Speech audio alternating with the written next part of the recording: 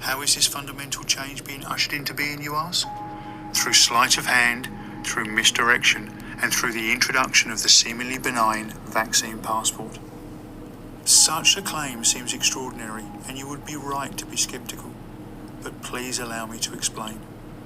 Most of us living in democratic societies today have been born into freedom. We've simply never known anything different.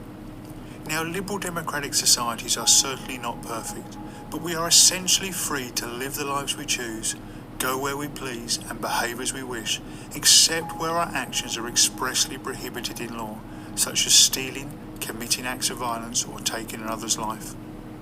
But we've not earned the freedoms we've enjoyed.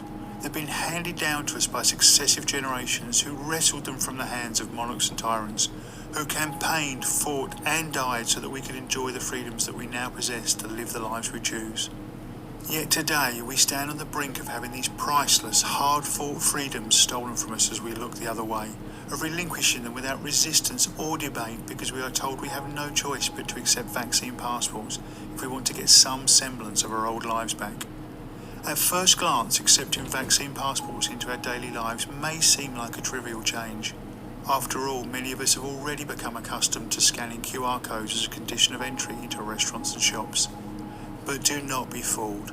The universal adoption of vaccine passports is not a trivial change. It is no less than a fundamental inversion of what is meant by freedom in democratic societies, and it will facilitate a radical restructuring of our civilization. No longer will your personal freedom be expansive, constrained only at the periphery by long-established and mutually agreed laws. Instead, what will remain of your freedom will be limited to those things that you've been given explicit permission to do by some unseen algorithmic power mediated through the screen of your smartphone, one green tick at a time. Let me say this again, for it is critically important to understand. Today, we are essentially free to do anything we choose, except where our actions are prohibited in law. However, after the introduction of vaccine passports, that concept of freedom will be consigned to history, replaced by a completely new system in which you will only be allowed to do the things that you've been given explicit permission to do. This is what I mean by a fundamental inversion of freedom. Almost overnight, our enshrined and protected freedoms will become mere privileges, temporarily granted to us for compliance and good behaviour. Can I go into this restaurant, this concert, this sporting event? Can I get on this bus, this plane, or in this taxi? Can I go into this shop, this doctor's surgery, or even into my place of work?